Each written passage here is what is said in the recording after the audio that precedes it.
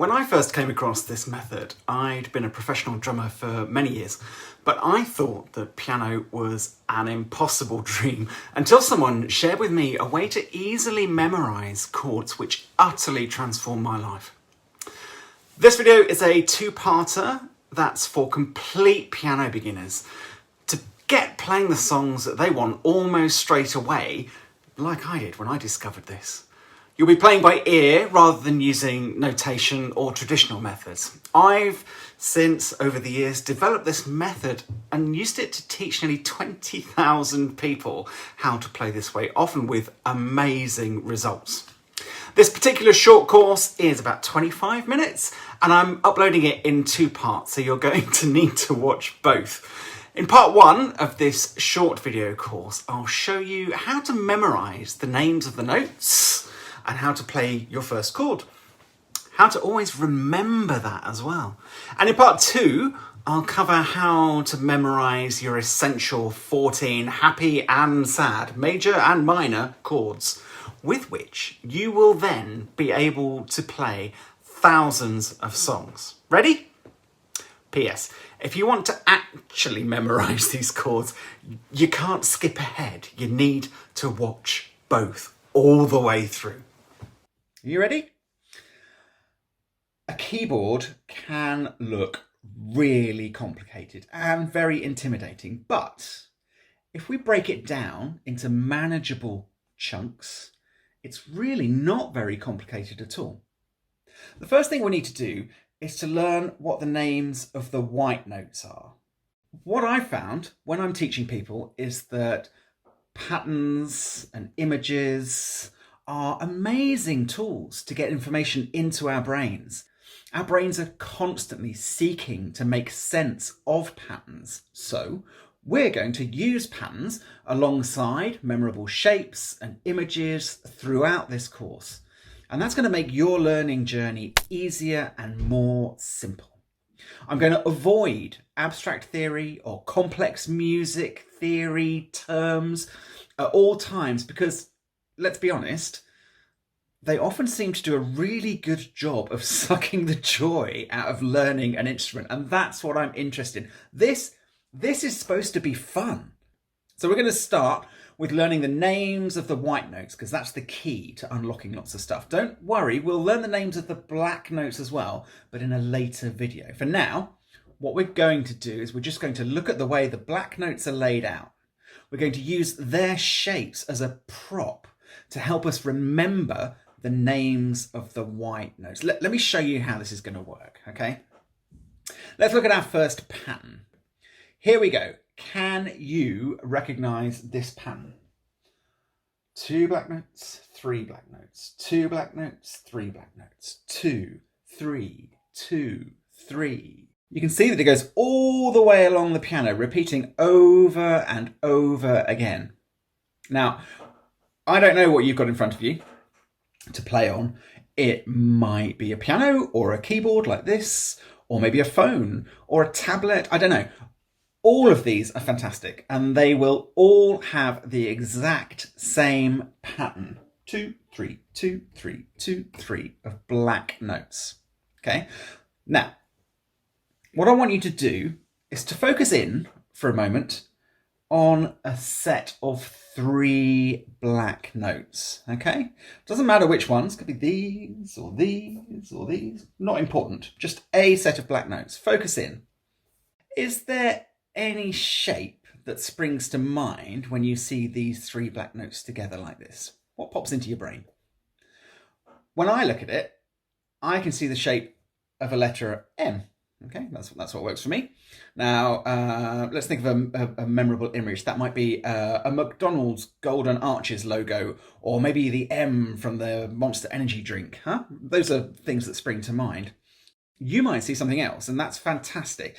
Definitely use that because it's what your brain will remember. But for illustrative purposes here, I'm going to go with what my brain sees, which is a letter M. Okay, so tucked up on the inside of the M, on the right, next to the black key, on the right hand side is this key here. Now I want you to see if you can find that key, okay? So what we're doing is looking for a shape. For me, that's an M. Tucked up on the inside of that M, the white key, there. Doesn't matter which one, that's what we're looking for. Okay. There's one here, there's one here, there's one here, there's one here, one here, all the way along. Now, this note is called A. Okay?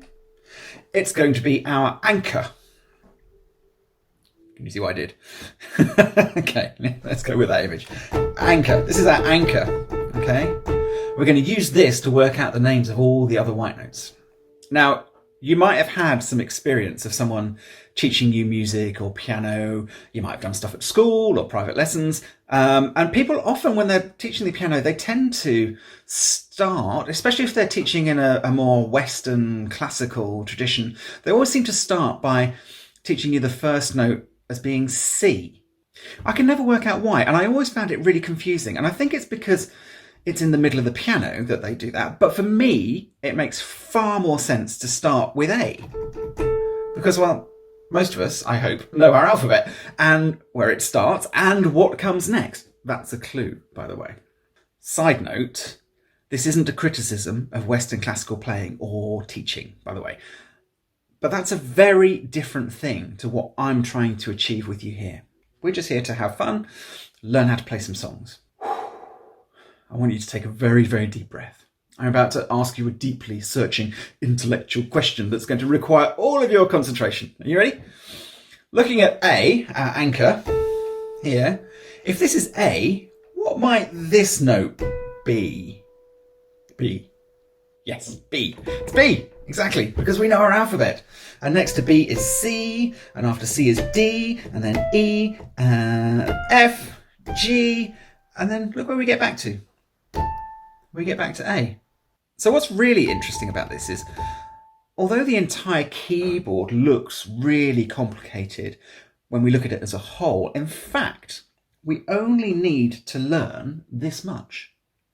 Okay? And then the whole thing repeats itself. Whether it's this way or this way, A to A, A to A, A to A. It's the same. We only need to learn 1, 2, 3, 4, 5, 6, 7 notes before we get back to A again. So by learning one section, we learn all of them. That's not an impossible task, is it? 7 notes, I think we can manage that. If you're getting value out of this, do please leave a comment. I really want to hear what you beginners think.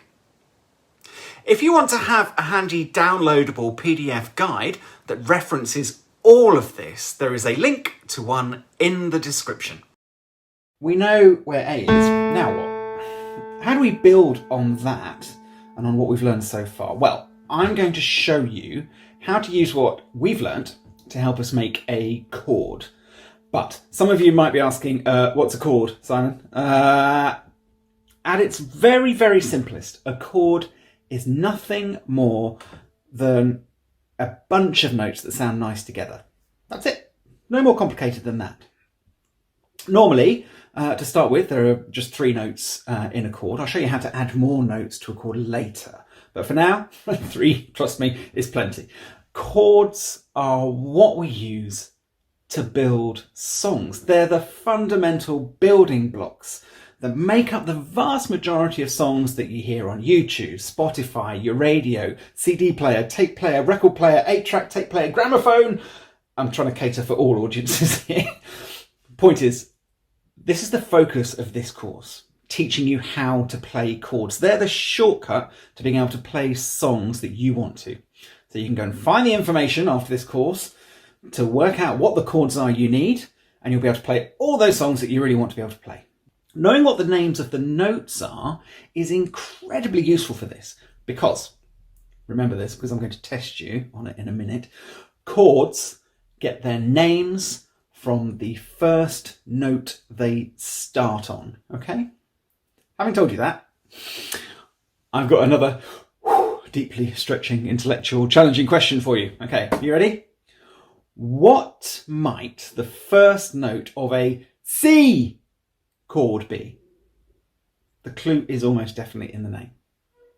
The first note of a C chord is obviously a C. How do we find a C? We've already covered that. We work out where A is and we count up A, B, C, up. So this is the first note of my chord. What might the first note of a G chord be? Yes, absolutely, you got it. G. It's a G, okay? Really not very complicated, okay? I think we've probably grasped that concept. So let's now show you how simple it is to build a C chord, now that we know what the first note is going to be. So hold your finger down on a C. There we go. Just leave it where it is. You can use your thumb, maybe, might be easier for you. And what we're going to do to find the next note that fits in that C chord, we're going to count up the keyboard this way, 4 keys. Now we're not going to count the C that we've already pressed because we've already pressed it, okay? So we can ignore that. But every key we come to, whether it's a black one or a white one, we're going to count up. So let's count up. 1, 2, 3, 4 keys, okay? And I want you to press them both together. Play them cleanly. Nice noise? Yeah. If they don't sound nice, you might need to, I don't know, curl your fingers over a little bit so you hit them both cleanly. Try again. Let's find the third note that works in a C chord. Remember, we were going to work in groups of 3 notes to begin with. Starting now from the last key you've pressed, this one, I want you to count up 3 more keys that way. When you get to the third key up, whether it's black or white, I want you to press that one. Now, cleanly, try pressing all 3 together. Ready? You can go 1, 2, 3. Clean, all together. Lovely. Congratulations. You've played your first chord. So to recap how we've made this chord, find the note that has the same name as the chord you want to play. In this case, a C. Press the C note.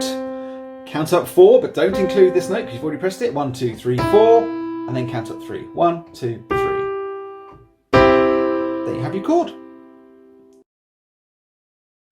So we're going to look at images to remember chord formulas. Okay, so I said at the start how much I like imagery and patterns and shapes, and we're going to use them here to remember this pattern. So I'm going to try and put a picture in your head so you can easily remember this formula, because that's what this is. It's a formula for playing chords. If you get this right, everything else will be really easy. Trust me. Okay, so chords get their names from the note they start with. We know this. Sometimes people will talk about that note, the start note, as the chord's root. It's where the chord gets its strength and flavours from. It's a bit like a tree or a bush in the sense that it's getting all its strength from its roots, okay? So we have this root, okay, see what I did there? Root of the chord, and then it goes 4, and then it goes 3. Okay, so how are we going to remember that? Well, when I remember this formula, and bear with me here, I think of those old red London buses, okay? The red ones, they're called route masters. Route, like the root of our chords. And they often have the number of their route on the front of them. So we're going to think about a really dramatic image involving an old red London bus. And that bus is on its route, and that route's 43. So there it is, R43 on the front of that bus. But let's make this image really dramatic, okay? So you're sat at your desk or your piano or your kitchen table or wherever it is you are, and then there's this ear-shrieking, crashing sound as one of those buses comes crashing through the wall, and you're deafened and you're showered in glass, and you throw your hands up, and the very last thing you see is the front of this bus with the route number R43, route 43, bearing down on you, about to crush you. Squish. Got it. Is that dramatic enough? You can make it more dramatic if you like. Okay, so what's the formula? The formula is route 4, 3. How do we remember that? Brilliant. If you want to know how to memorise hundreds of chords, every chord you'll ever need memorised just as easily as this, then check out my full course. The link is in the description.